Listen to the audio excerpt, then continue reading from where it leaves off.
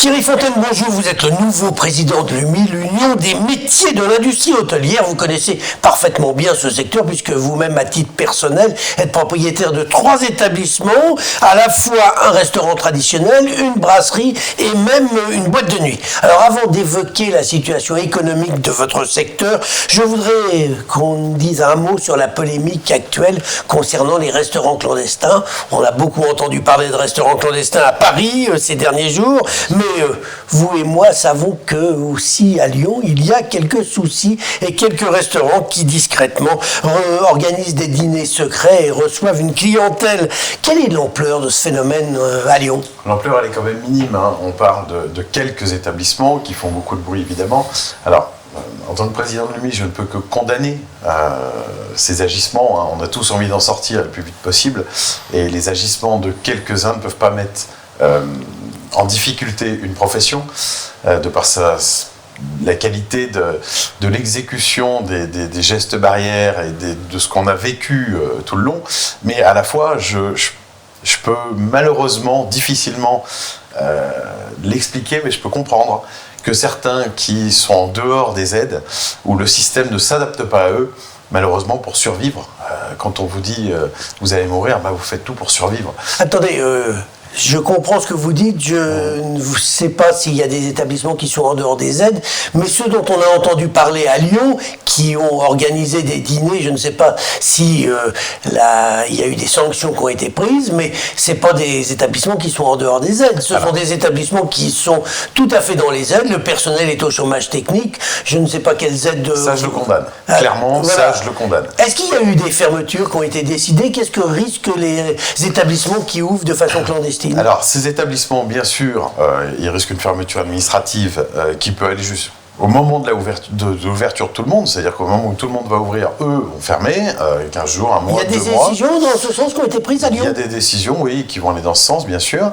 Il y a une suppression des aides, d'abord pour le mois en cours où la personne s'est fait attraper, et s'il y a une récidive, là, il y aura suppression des aides complète. Et il y aura une poursuite au pénal par le procureur de la République pour mise en danger de la vie d'autrui, non-respect des gestes sanitaires et tout ce qui va. Oui. Thierry Fontaine, vous disiez qu'il y a des établissements en dehors des aides. C'est quoi alors ? C'est quoi ce genre d'établissement qui n'ont pas le droit aux aides ? On a plein de trous dans la raquette. Et c'est ça qui est un petit peu difficile à entendre pour ces gens-là. C'est-à-dire qu'on leur dit ou vous avez ouvert trop tard, donc vous n'avez pas de chiffre d'affaires de référence, ou vos charges sont trop importantes par rapport aux 20% qu'on vous octroie, ou aux 10 000 euros. Tous ces gens-là, en fait, tous les mois, ils perdent de l'argent, voire beaucoup d'argent. La vente à emporter ne suffit pas toujours. Donc ces gens essayent de survivre. Et je pense que c'est au gouvernement de faire en sorte de couvrir tout le monde, et là, on aurait plus de soucis. Mais la vente à emporter est autorisée. La vente à emporter est autorisée, mais souvent pas suffisante. Tout dépend où on se place. Alors, dites-moi maintenant, quelle est la situation économique de vos établissements d'une façon générale ? Que ce soit restaurant ou même boîte de nuit. Alors, pour les boîtes de nuit, je ne vais pas vous cacher qu'au bout de 14 mois de fermeture, c'est plus que catastrophique. Hein, Mais vous avez des aides ? Alors, on a des aides, oui, mais attention, on a des aides depuis décembre. On avait un plafond sur juin, juillet, août, septembre, octobre, novembre de 15 000 euros par mois. Moi, j'ai des établissements qui ont des 40 50 000 euros de loyer ou de charges fixes. Donc, quand vous leur donnez 15 000 euros, en fait, c'est comme si on vous couchait dans un lit en réanimation, on vous mettait une perf, mais quand il vous faut 2 litres, on vous dit « Désolé, mais je n'ai pas 2 litres, je vais vous mettre 15-20 centilitres, on verra ce que ça donne ». C'est pas suffisant, et ces gens-là ont creusé leur trou, ont creusé une trésorerie, et le redémarrage nous fait vraiment peur, oui. Est-ce qu'il y aura beaucoup d'établissements traditionnels, restaurants ou boîtes de nuit qui ne vont pas réouvrir ? Alors, pas réouvrir, certains oui, puisque le mal est déjà fait, ils ont déjà déposé, ou ça va se faire dans les quelques semaines qui viennent. Le pire, ça va être à 6 mois, 1 an après la réouverture. Quand les PGE vont arriver, quand toutes les charges vont se cumuler et arriver petit à petit, les prêts garantis par l'État, quand tout ça va falloir le rembourser, parce que tout ça va se mettre en route avec nos charges et nos prêts qui sont courants, là, les gens vont être en défaut de paiement, oui. Alors, deux petites questions que se posent tous les gens. Première chose, votre personnel qui est actuellement au chômage, est-ce qu'il n'y en a pas qui sont partis faire autre chose et vous risquez de vous retrouver dans une situation un peu difficile, vous aurez perdu vos équipes le jour où vous allez rouvrir? Alors, on aura perdu entre 30 et 50% de nos équipes, c'est une certitude à la rouverture, puisque le système aujourd'hui du chômage partiel leur permet de continuer à être au chômage et d'aller travailler ailleurs, en toute sérénité. Donc aujourd'hui, ils cumulent, tant mieux pour eux, mais avec l'argent public, il faudrait faire un petit peu attention.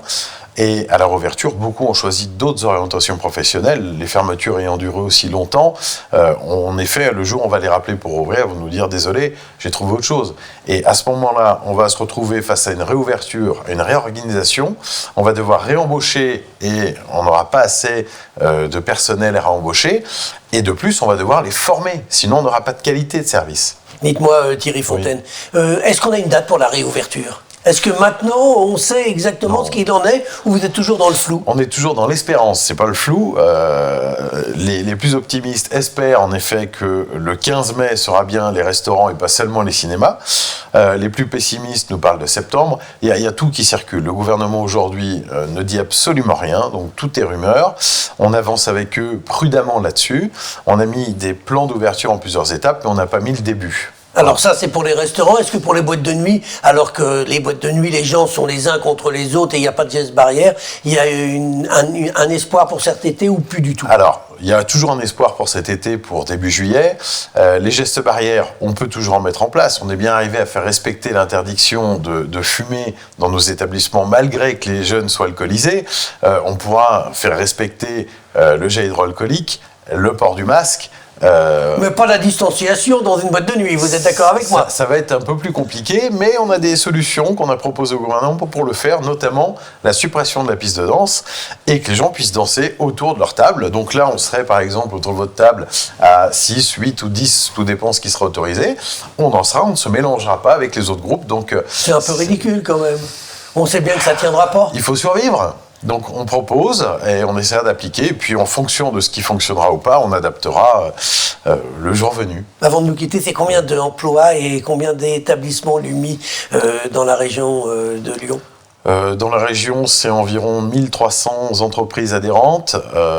En termes d'emploi, ce que font ces 1300 entreprises, je ne vais pas vous raconter de bêtises, je ne sais pas, mais c'est quand même plus de 15 000 emplois. Donc c'est pas négligeable et ça compte dans l'économie locale. Espérons qu'on trouve rapidement des solutions. Thierry Fontaine, je vous remercie. C'est moi, merci beaucoup, cher Angèle.